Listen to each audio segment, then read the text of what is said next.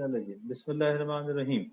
हमने last time alcohol शुरू किया था और आई थिंक सो हमने डिस्कस कर लिया था अल्कोहल की अल्कोहल की types on the basis of hydroxyl group.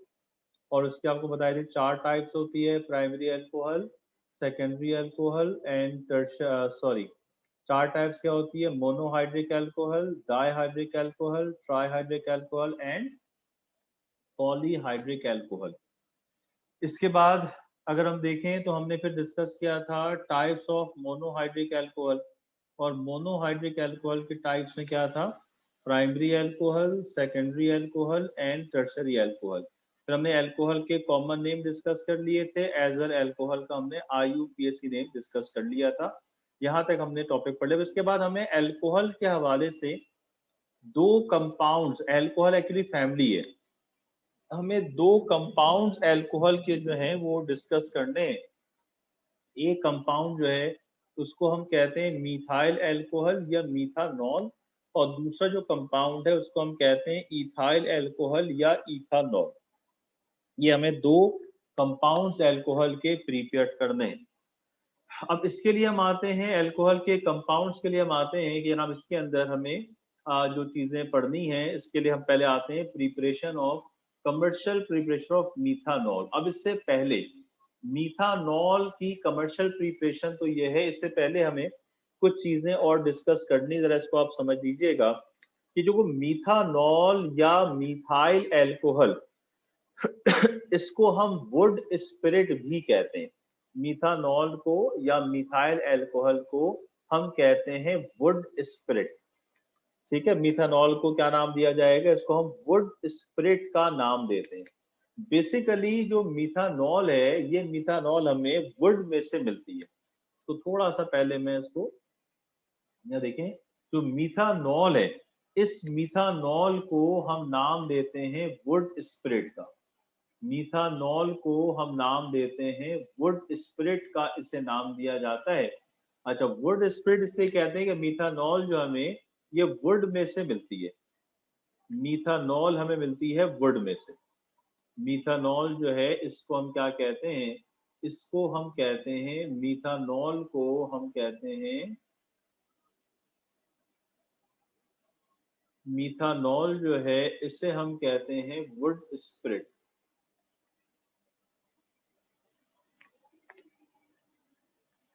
Methanol को हम क्या कहते हैं, इसको वुड स्पिरिट कहा जाता है। इसको हम कहते हैं वुड स्पिरिट, इसे कहा जाता है वुड स्पिरिट, इसे कहते हैं। देखिए एक्चुअली वुड जो है, आप जो आप वुड को कभी देखें, प्लांट के किसी पार्ट को आप कट करें, उसमें से आपको लिक्विड सा नजर आता है। वो जो फ्लूइड होता है, उस फ्लूइड के अंदर बहुत सारी चीजें होती है। उस फ्लूइड को हम नाम देते हैं, यानी प्लांट के अंदर सॉलिड भी है, प्लांट के अंदर गैसेस भी हैं, और प्लांट के अंदर जो है सॉलिड भी है, गैसेस भी हैं,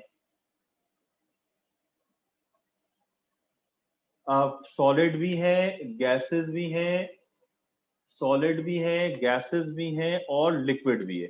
प्लांट में सॉलिड भी है, गैस भी है और लिक्विड भी है। देखिए, ये सब प्लांट के अंदर मौजूद है। जो फ्लूइड हमें प्लांट से मिलता है, इस फ्लूइड को हम कहते हैं, इस फ्लूइड को हम कहते हैं, इसे हम कहते हैं पायरोलिग्नियस एसिड कहलाता है। ये कहलाता है, ये कहलाता है, ये कहलाता है पायरोलिग्नियस एसिड, इसे कहते हैं पायरोलिग्नियस एसिड जो है, लिग्नियस एसिड इसे हम कहते हैं।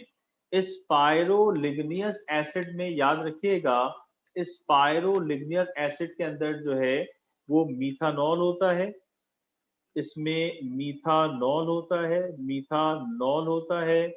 इसके अंदर जो है मीथानॉल के साथ जो है इसके अंदर एसिटिक एसिड होता है, एसिटिक एसिड होता है, एसिटिक एसिड इसके अंदर होगा, एसिटिक एसिड इसके अंदर होता है। एसिटिक एसिड के अलावा जो है इसके अंदर जनाब मीथाइल एसीटेट होता है। मजा आ रही जिनकी स्लाइडें कभी प्रॉपर्ली रेडी हो। तमाम ये पाई जाती हैं पायरोलिग्नियस एसिड के अंदर, ये तमाम चीजें। या आप अभी साथ साथ इसको बेटा चाहो तो कॉपी कर लेना, क्योंकि अब हम इसको जो है ना, ये एक्चुअली हम इसमें जो है वो दूसरा टॉपिक में शुरू करना है। इसके साथ ये मैं ये टाइप करूँ, देखिए वुड स्प्रिट है, वुड स्प्रिट में ये क्या कहलाएगा, पायरोलिग्नियस एसिड। और इस पायरोलिग्नियस एसिड के अंदर जो है, पायरोलिग्नियस एसिड के अंदर जो है वो मिथाइल अल्कोहल मौजूद है।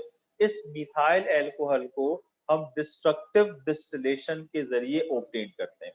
मिथाइल अल्कोहल को हम कैसे ऑब्टेन करेंगे, मिथाइल अल्कोहल को हम वुड की डिस्ट्रक्टिव डिस्टिलेशन के जरिए हासिल करते हैं। वुड की जो डिस्ट्रक्टिव डिस्टिलेशन होती है, उस डिस्ट्रक्टिव डिस्टिलेशन के जरिए हम मिथाइल अल्कोहल को हासिल करते हैं। अच्छा, अब डिस्ट्रक्टिव जो डिस्टिलेशन है, इसको भी जरा देख लें कि डिस्ट्रक्टिव डिस्टिलेशन हम किसे कहेंगे। ये नोट कर लें, क्योंकि हमें इसको बहुत दफा इस्तेमाल करना है। डिस्ट्रक्टिव डिस्टिलेशन, डिस्ट्रक्टिव डिस्टिलेशन के क्या मायने हैं, डिस्ट्रक्टिव डिस्टिलेशन, डिस्ट्रक्टिव डिस्टिलेशन जो है इसके क्या मायने हैं, इसको हम आगे इसको बहुत इस्तेमाल करेंगे। डिस्ट्रक्टिव डिस्टिलेशन जो है इसको हम कैसे डिफाइन करेंगे, जरा देखिएगा, ये मैं ध्यान आपको बता देता हूँ। डिस्ट्रक्टिव डिस्टिलेशन जो है इसको हम इस तरह से डिफाइन करते हैं, ये होता है कि the decomposition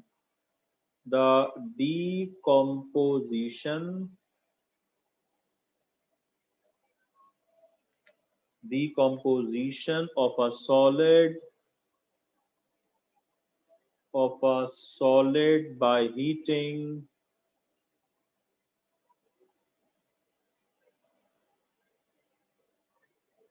it in a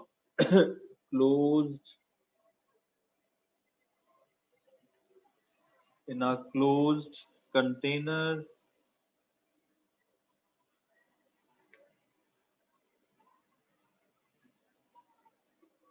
and collecting the volatile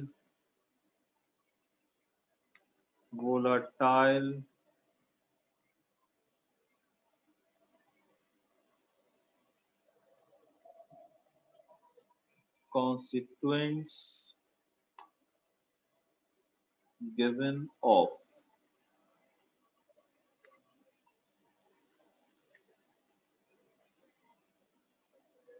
is called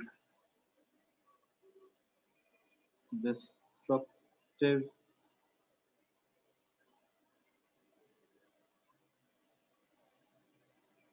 distillation।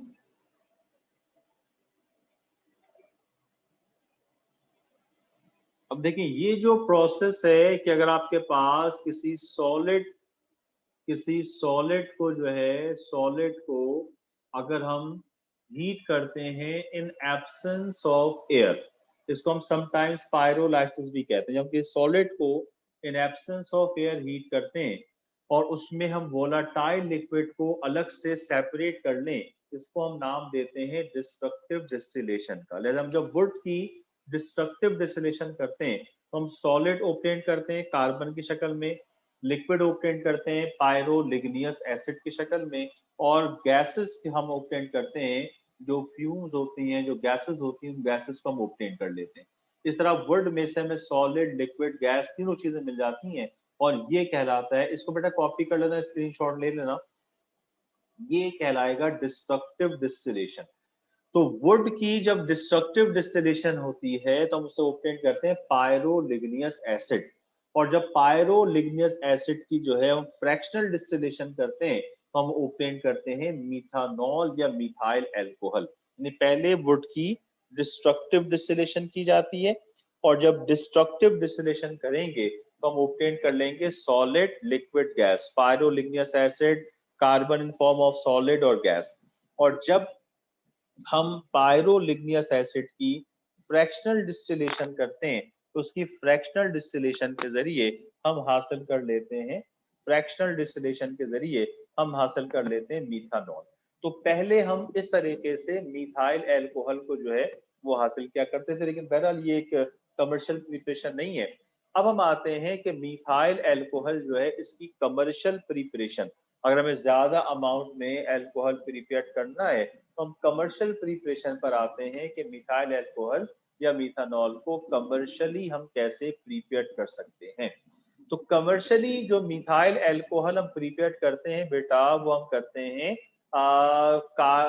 Carbon monoxide और हाइड्रोजन गैस के मिक्सर के जरिए। और आपको पता है बात हमने शुरू में पढ़ी थी कि कार्बन मोनोऑक्साइड और हाइड्रोजन गैस का जो मिक्सर होगा,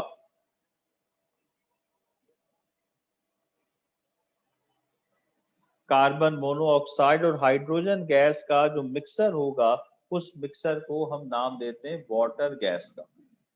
तो हम वाटर गैस के जरिए मिथानॉल को कमर्शियली ऑब्टेन करते हैं।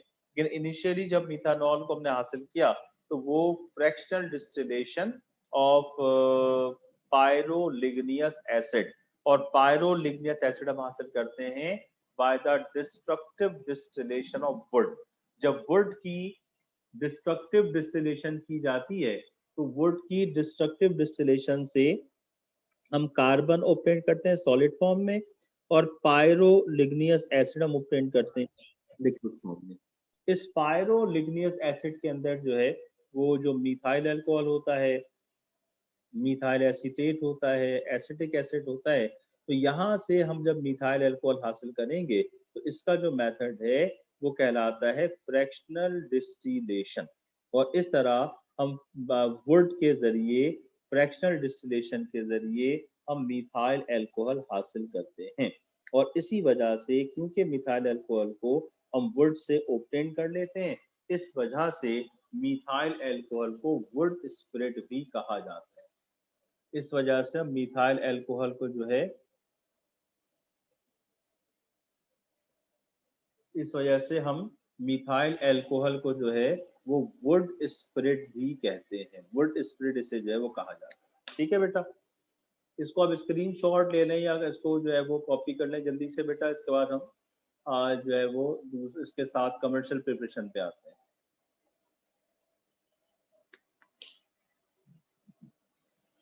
जी बेटा, आप इसको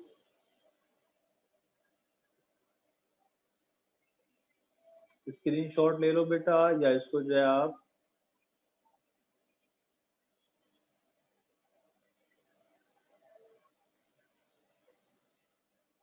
चल। अब हम आते हैं इसकी कमर्शियल प्रिपरेशन पर। ये ना इसकी कमर्शियल प्रिपरेशन हम कैसे करेंगे, तो कमर्शियल प्रिपरेशन पे हम आते हैं।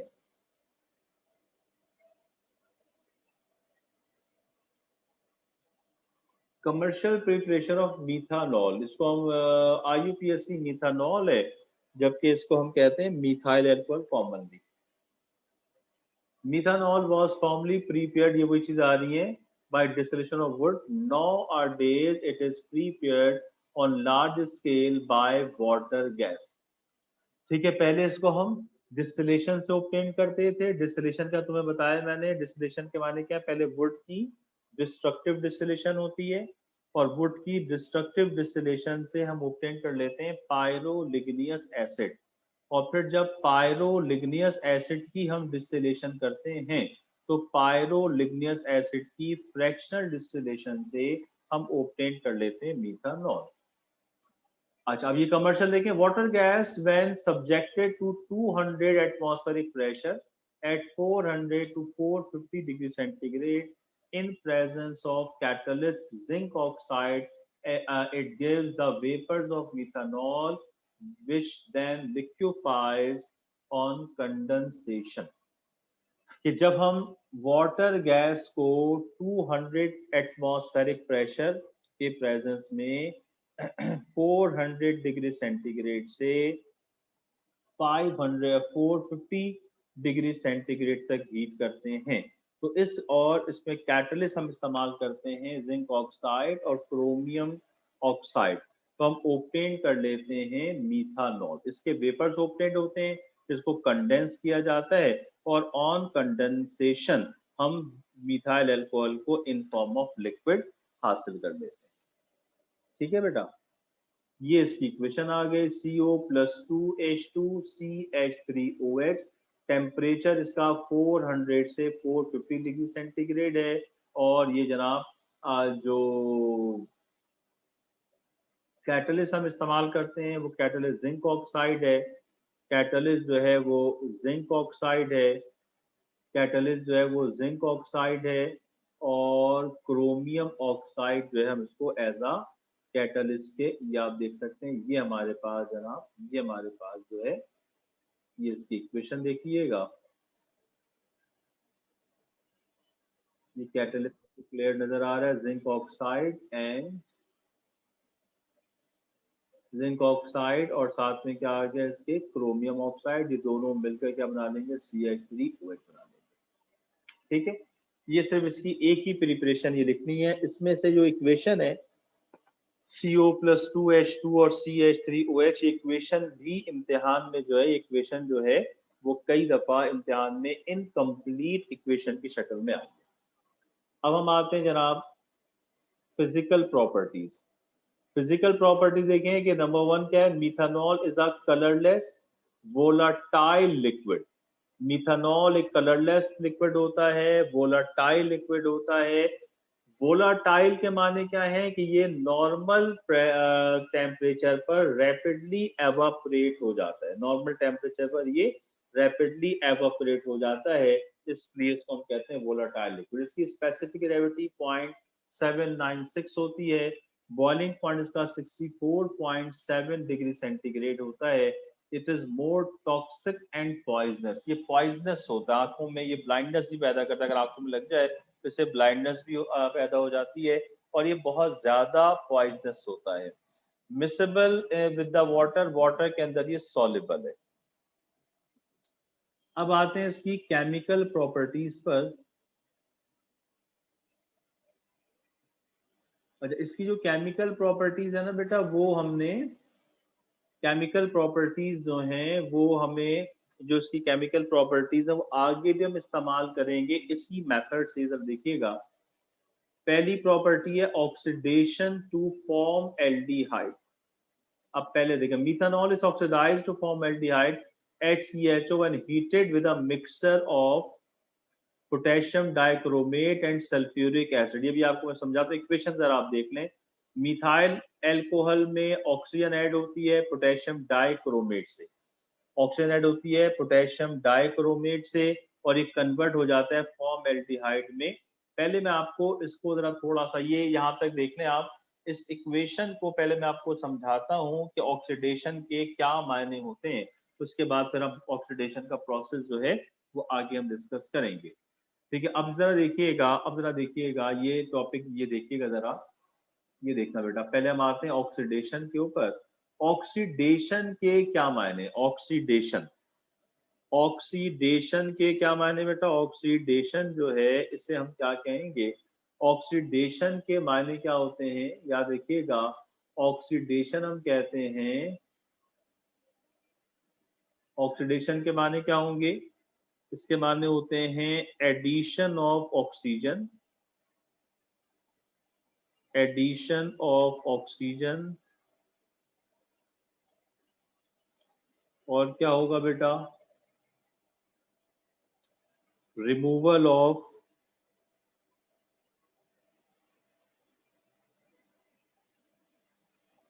हाइड्रोजन,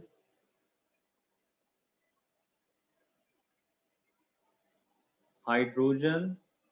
ये दो पॉइंट्स हैं मेन, एडिशन ऑफ हाइड्रोजन। और इसी के साथ एक होता है रिडक्शन। रिडक्शन किसे कहते हैं,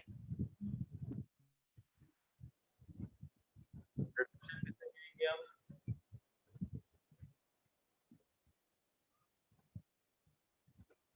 रिडक्शन क्या हो जाएगा बेटा,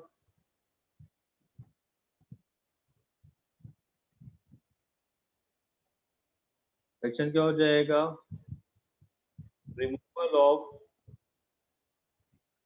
बल्कि एडिशन ऑफ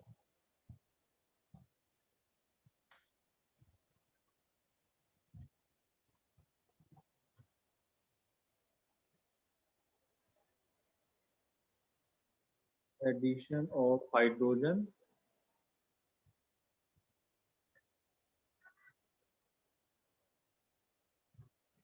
and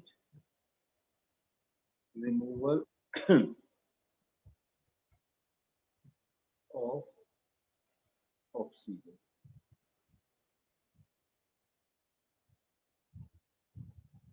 तो एक ऐसा समझ लें कि एक ऐसा एजेंट एक ऐसा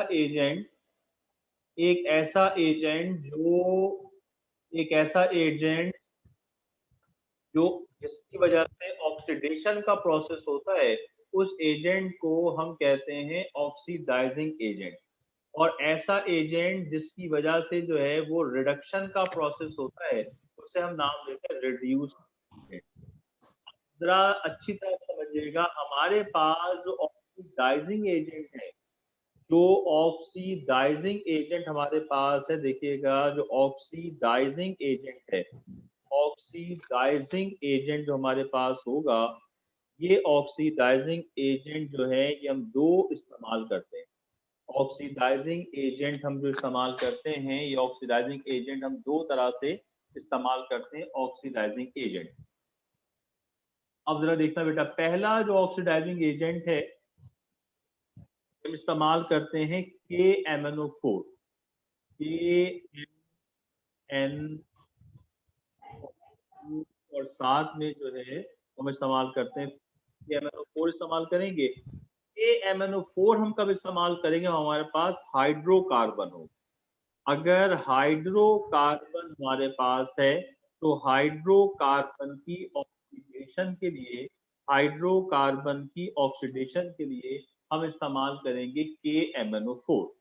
लेकिन अगर हम एक और हमारे पास होता है, ये होता है K2Cr2 और O7 इस्तेमाल करते हैं in presence of sulphuric acid और ये इस्तेमाल करेंगे जब ऑक्सीजन कंटेनिंग कार्बन कंपाउंड होगा। ये अच्छी तरह ध्यान में रखना बेटा, ये ऑक्सीजन कंटेनिंग, अगर ऑक्सीजन कंटेनिंग कार्बन कंपाउंड है, ऑक्सीजन कंटेनिंग कार्बन कंपाउंड अगर है, ये अच्छी तरह नोट कर लेना। तो ऑक्सीजन कंटेनिंग कार्बन कंपाउंड में हम जो ऑक्सीडाइजिंग एजेंट यूज करेंगे, ये ऑक्सीडाइजिंग एजेंट क्या होगा, K2Cr2O7 in presence of sulphuric acid. ये दो हमारे पास स्ट्रॉन्ग ऑक्सीडाइजिंग एजेंट है। अगर कार्बन कंपाउंड के अंदर ऑक्सीजन मौजूद है तो उस वक्त जो हम इस्तेमाल करेंगे ऑक्सीडाइजिंग एजेंट पोटेशियम डाइक्रोमेट है, जो ऑरेंज कलर का होता है, इसको सुर्ख खाकी भी कहते हैं। और जब ये ऑक्सीडेशन का प्रोसेस प्रोसीड करता है तो इसका जो ऑरेंज कलर है वो ग्रीन कलर में कन्वर्ट हो जाएगा। यानी जो पोटेशियम डाइक्रोमेट है, जब पोटेशियम डाइक्रोमेट जो है वो ऑरेंज से ग्रीन हो जाएगा, तो हम ये कहेंगे कि जनाब ऑक्सीडेशन का प्रोसेस हो गया। इसी तरह से जो पोटेशियम परमैंगनेट है, जब ये ऑक्सीडाइज करता है तो ऑक्सीडाइज करने के बाद ये जो है वो पोटेशियम परमैंगनेट पर्पल कलर का होता है। और जब ये ऑक्सीडेशन का प्रोसेस करता है तो ये पर्पल कलर से डी कलराइज हो जाएगा।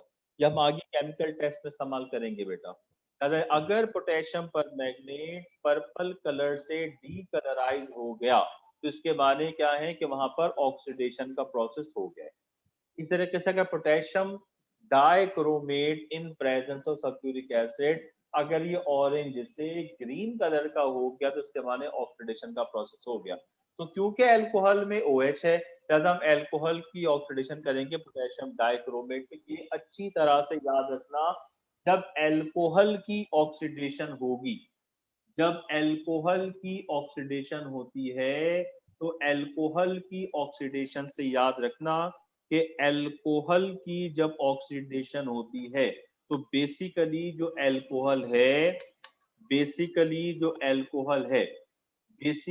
अल्कोहल है ये कन्वर्ट हो जाता है एल्डिहाइड फैमिली में।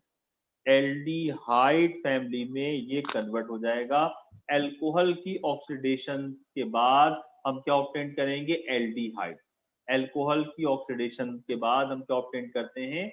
हम ऑब्टेन करते हैं एल्डिहाइड। ये कब होगी? जब अल्कोहल की ऑक्सीडेशन होगी। अल्कोहल की जब ऑक्सीडेशन होती है तो ऑक्सीडेशन के बाद हम ऑब्टेन क्या करते हैं? एल्डिहाइड हम ऑब्टेन करते हैं। अल्कोहल की ऑक्सीडेशन के बाद हम ऑब्टेन करते हैं एल्डिहाइड। अल्कोहल की ऑक्सीडेशन होती है और अल्कोहल की ऑक्सीडेशन के बाद हम क्या ऑब्टेन करेंगे? हम ऑब्टेन करेंगे एल्डिहाइड। इसी तरीके से जब एल्डिहाइड की ऑक्सीडेशन होती है, जब एल्डिहाइड की ऑक्सीडेशन होती है तो एल्डिहाइड की ऑक्सीडेशन के बाद, एल्डिहाइड की ऑक्सीडेशन के बाद जो है, इसकी ऑक्सीडेशन जब होगी तो इसकी ऑक्सीडेशन से, एल्डिहाइड की ऑक्सीडेशन से जो है वो हम ऑब्टेन करते हैं, कन्वर्ट हो जाता है कार्बो ऑक्सैलिक एसिड में। कार्बो ऑक्सैलिक एसिड में ये कन्वर्ट हो जाता है। एल्डिहाइड की ऑक्सीडेशन होगी, ये कन्वर्ट किस में हो जाएगा? कार्बो ऑक्सैलिक एसिड में कन्वर्ट हो जाएगा। ये कन्वर्जन याद रखिएगा, क्योंकि दोनों के अंदर ऑक्सीजन मौजूद है, दोनों की जो ऑक्सीडेशन है वो किससे होगी? वो हो जाएगी जनाब पोटेशियम डाइक्रोमेट। सही है बेटा? इसको मैं क्लियर कर रहा हूँ ताकि इसके बाद हम आगे बढ़ सकें। ये जनाब अब देखिएगा कि अब जनाब हम आते हैं, ये इसके बाद फॉर्मेल्डिहाइड की जो फॉर्मेल्डिहाइड है इसकी ऑक्सीडेशन होगी तो क्या बन जाएगा? फॉर्मिक एसिड है, कार्बोक्सिलिक एसिड है। सेकंड देखिएगा ester formation. Ethanol reacts with acetic acid to form an ester. या आप फर्स्ट में पढ़ चुके हैं, मिथाइल अल्कोहल को एसिटिक एसिड से रिएक्ट करवाएंगे तो हम डाई मिथाइल ईस्टर और मिथाइल एसिड ऑब्टेन करते हैं। ये भी एक जनरल फॉर्मूला है कि जब अल्कोहल को आप रिएक्ट करवाएंगे एसिटिक एसिड के साथ या कार्बोक्सिलिक एसिड के साथ, हम ईस्टर ऑब्टेन करेंगे। जब अल्कोहल को हम कार्बो ऑक्सैलिक एसिड के साथ रिएक्ट करवाएंगे हम ऑब्टेन करेंगे ईस्टर।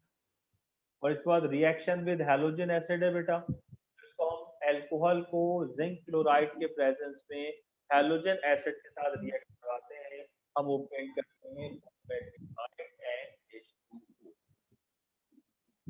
ऑब्टेन करते हैं फॉर्म एल्डिहाइड। फॉर्म एल्डिहाइड नहीं होगा जब हम हैलोजन को जो है, हैलोजन के साथ इसको रिएक्ट करवाएंगे अल्कोहल को, हम एक्चुअली अल्काइल हैलाइड हासिल करते हैं। या गालिबन यहाँ पर जो है वो एस्पिरेंट हुआ है, ये प्रिंटिंग है बेटा। यहाँ पर हम ओपन करते हैं, यहाँ जो है वो मैं इसको लिखता हूँ।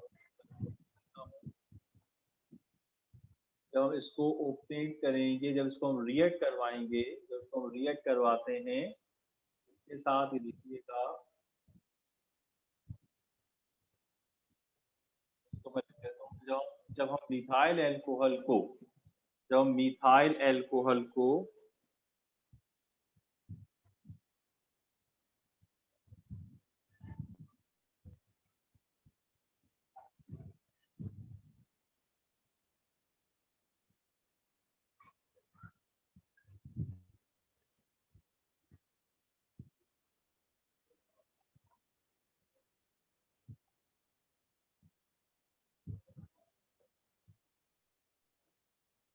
HCl से रिएक्ट करवाते हैं, इसको हम in presence of zinc chloride obtain करेंगे CH3। एल हम पढ़ चुके हैं अल्काइल हैलाइड के टॉपिक में।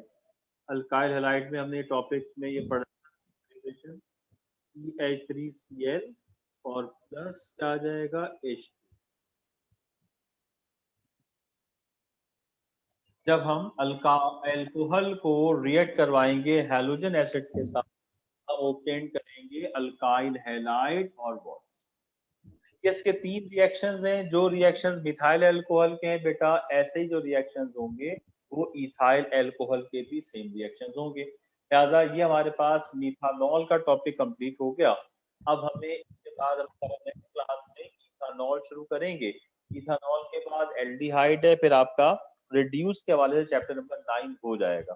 अगर ऑनलाइन क्लासेस इस तरह चलती रहती हैं तो फिर मैं एल्डिहाइड के बाद तुम्हें शुरू कर दूंगा चैप्टर नंबर 7, और फिर चैप्टर 7 जब कंप्लीट होगा तुम्हारा सिलेबस कंप्लीट हो जाएगा, तो उसके बाद जो चैप्टर नंबर 9 आपके टॉपिक्स होंगे वो हम पढ़ा देंगे। तो आई थिंक सो आपका जो है समझ लें कि 20 जून तक अगर ये क्लासेस चलती रहती हैं तो आई थिंक सो 20 जून तक आपका हम सिलेबस कंप्लीट करवा देंगे इंशाअल्लाह ताला। तो यहाँ तक जो है अगर आपको कोई प्रॉब्लम हो, कोई सवाल पूछना हो, कोई क्वेश्चन करना हो, तो आप उसको डिस्कस कर सकते हैं, मुझसे पूछ सकते हैं। यहाँ तक हमने मिथाइल अल्कोहल कंप्लीट किया है, इसमें आपको कोई प्रॉब्लम हो तो आप पूछ सकते हैं।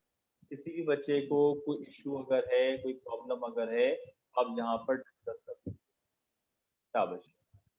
बच्चे को अगर कोई प्रॉब्लम हो तो पूछ सकता है।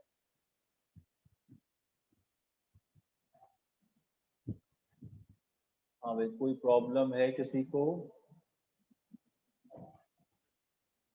किसी को कोई प्रॉब्लम है? निल्हा, अलीजा, अरीबा, आरिफा, बिस्मा, गनिया, हमना, हनीम, कौन है? हुरिया कौन है? जयवंती, लाइबा, माहीन, महर, मारिया, नाइमा, निमरा, राफिया, सुलैल, उरूज, यास्मीन। किसी को कोई प्रॉब्लम है बेटा? हाँ जी, सब क्लियर है? सर मुझे पूछना है। हाँ बोलो। सर ये जो लिखा हुआ है कि formaldehyde is further oxidised to formic acid or or ethanoic acid, इसका क्या मतलब है? तुम्हारी आवाज क्लियर नहीं आ रही बेटा। Sir formaldehyde methanol is further oxidised to formic acid और उसके ब्रैकेट में लिखा है आर आर इथेनोइक एसिड, इसका क्या मतलब है? नहीं, वो जो मीथानोइक एसिड है, जो मीथानोइक एसिड है, फॉर्मिक एसिड है ना, मीथानोइक एसिड इसका आईयूपीएसी नेम है। ये कार्बोक्सिलिक एसिड हम पढ़ेंगे ना, और जिस तरह आपने पढ़ा था ना, मिथाइल अल्कोहल कॉमन नेम है और मिथानॉल आईयूपीएसी है। ये HCOOH फॉर्मिक एसिड है, और फॉर्मिक एसिड का जो आईयूपीएसी नेम होगा वो मिथानोइक एसिड। जिस तरह हमने एसिडिक एसिड सर पढ़ा है तो ना, इथेनोइक एसिड में तो 2 कार्बन होने चाहिए ना? CH3COO, ये लिखा हुआ है देखिए, CH3COOH है ना, इसमें 2 कार्बन है, ईथ 2 कार्बन को कहते हैं, ईथ 1 कार्बन को कहेंगे। तो ये फॉर्मिक एसिड है, फॉर्म भी कहते हैं 1 कार्बन को, एसिड कहते हैं 2 कार्बन को। ये फॉर्मिक एसिड को मिथानोइक एसिड कहेंगे, और जो एसिडिक एसिड है इसका आईयूपीएसी होगा इथानोइक एसिड। ये हो जाएगा इथानॉल प्लस इथानोइक एसिड, ये बनाएगा मिथाइल एसीटेट, ये हो गया आईयूपीएसी। और कॉमन नेम क्या होगा? Methyl alcohol plus acidic acid, ये बनाएगा डाई मिथाइल ईस्टर, ये हो जाएगा इसका कॉमन। मैंने इसलिए कहा था हम जब चैप्टर में सारी चीजें पढ़ेंगे तो ज्यादा क्लियर होगा, लेकिन अभी क्योंकि एल्डिहाइड मैं जब पढ़ाऊंगा तो एल्डिहाइड में ये एसिड और फॉर्म वाले जो कॉमन नेम है ये एल्डिहाइड में आ जाएगा। ठीक है बेटा, बाकी क्लियर है बेटा यहाँ तक? चलिए ओके, फिर इंशाल्लाह ताला जो क्लास आपकी जो भी क्लास हो रही है, फिजिकल या फिजिकल क्लास हो रही हो या गेट तो बंद कर दो। क्या बोलो? हेलो? गेट तो बंद कर देती।